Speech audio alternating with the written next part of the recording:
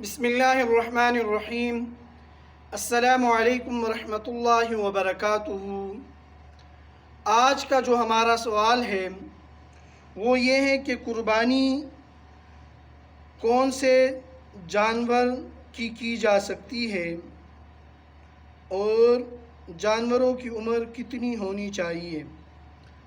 جواب: قربانی جن جانوروں کے اوپر کی جا سکتی ہے وہ 3 قسم کے اوپر ہے۔ نمبر 1 بکرا، نمبر 2 گائے، نمبر 3 اونٹ۔ اور ان تینوں قسموں میں سے ہر ایک قسم کی ہر نوع شامل ہے۔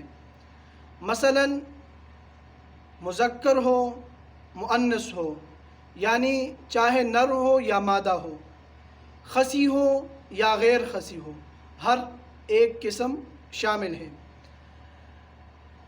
بکری میں دمبا اور مینڈا بھی شامل ہیں، جبکہ بھینس یہ گائے کی قسم ہے۔